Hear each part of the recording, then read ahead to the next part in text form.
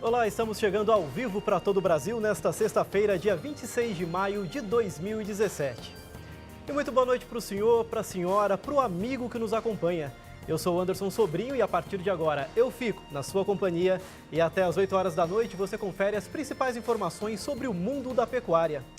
De acordo com a estimativa da Embrapa, cerca de 40% dos produtores rurais deixarão suas atividades até 2030. Apesar do agronegócio ser um excelente setor para trabalho e também para investimentos, alguns fatores geraram a desistência da atividade no campo e os produtores estão cada vez mais preocupados sobre a sucessão familiar, pois sempre fica a dúvida: quem vai tocar a boiada da fazenda daqui a alguns anos?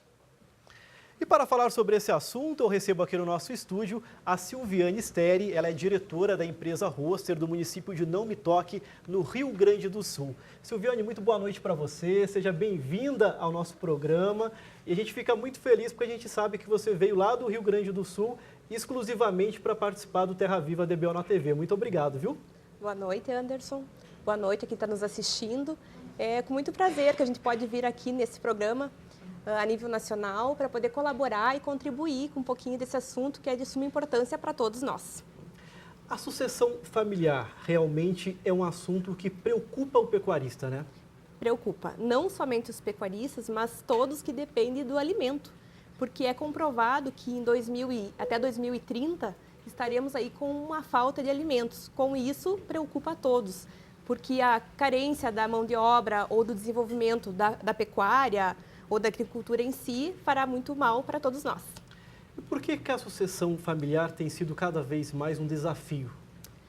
Bem, eu posso responder um pouco do nosso negócio, que é uma indústria na qual nós estamos também passando por processo de sucessão, mas também em relação à pecuária, ao campo, né? Eu faço muita similaridade em ambos os setores, porque nos dois a dificuldade é parecida. Por exemplo, precisamos primeiro entender a questão de que o líder quer. Ele quer de fato passar essa sucessão, ele está preparado para passar isso, e o seu filho ou os seus herdeiros, quem são, estão preparados para isso, querem assumir o negócio. Então é uma discussão que começa nesse momento, antes, tem que ser muito bem preparado. E como que os pecuaristas, eles podem, o produtor, né, o homem do campo, podem incentivar os filhos? Porque, pelo que a gente percebe, esse incentivo já começa desde criança, né? Exatamente. O que a gente vê assim? Primeiro, se um filho vê um pai reclamando do seu negócio, ele não vai sentir prazer por aquilo. Então, a gente percebe assim que é o lado primeiro emocional, desde pequeno, mostrando que é um bom trabalho, que há satisfação, que a família depende daquilo ali, que dá rentabilidade, que há a possibilidade de ser feliz no campo. Então, é isso que tem que ser passado. Conforme nós falamos na abertura da entrevista de hoje, um estudo feito pela Embrapa mostra que até 2030, cerca de 40% dos produtores poderão deixar o campo exatamente pelo tempo, né?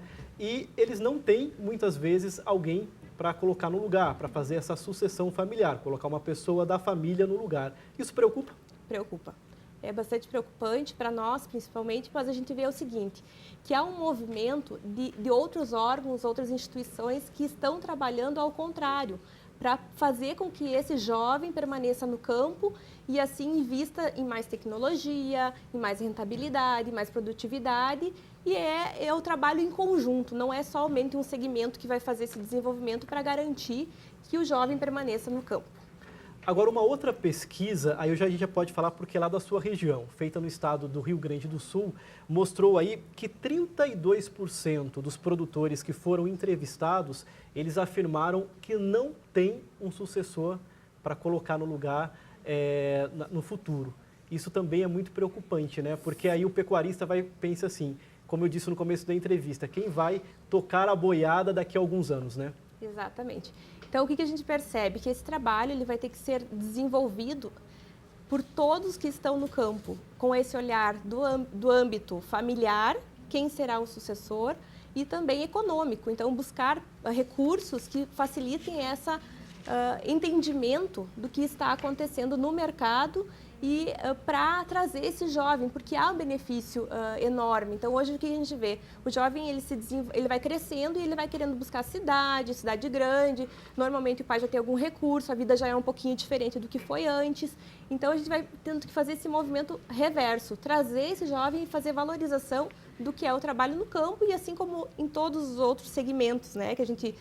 eu estou falando aqui do campo, mas eu posso trazer para a minha realidade também, que é essa disparidade entre segunda geração, terceira geração e a permanência do negócio no mercado.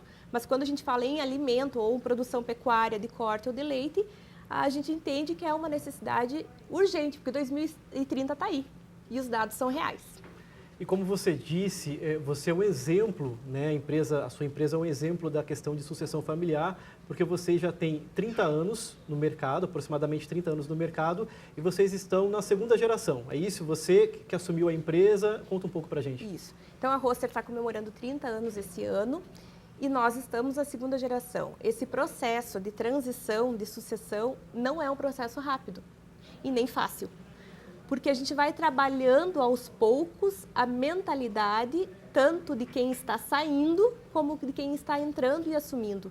Então, há um desprendimento de quem sai e a gente tem que ser muito grato pelo caminhar que teve, pela condução do negócio que foi, mas também oportunizar para que novas ideias, novas cabeças venham com um pensamento novo. E nós justamente estamos vivendo esse momento. Fazem 3 ou 4 anos que nós já estamos nesse momento, e acreditamos no futuro. Claro que um dos meus princípios é manter os valores pelos quais os meus pais me trouxeram até agora, né? Que é os valores primordiais da nossa família. Então, essa ética no trabalho, essa confiança, o comprometimento, o valor do cliente, a ponta final. Então, esse valor é indiferente da sucessão. Então, isso a gente vem aplicando uma tecnologia nova, buscando recurso, viajando, abrindo a cabeça, mas manter os princípios básicos. Você disse que a sucessão é um processo que começa bem antes e também existe uma transição que muitas vezes essa transição é lenta. E no caso da sua família, você já pensa em orientar os seus filhos para de repente daqui 40, 35 anos, não sei quanto tempo, já eles também estarem aí fazendo essa sucessão? Sim, com certeza. O que eu percebo? Que hoje não basta somente o meu desejo. Então, com certeza, eu enquanto mãe ou tia, né, porque tem a minha sobrinha também, a gente vai olhando e pensa assim, não, eu gostaria que eles cuidassem do negócio, eu vou trabalhar para isso.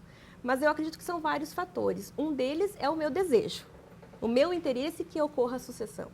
O segundo é despertar o interesse nos jovens ou nos que estão vindo.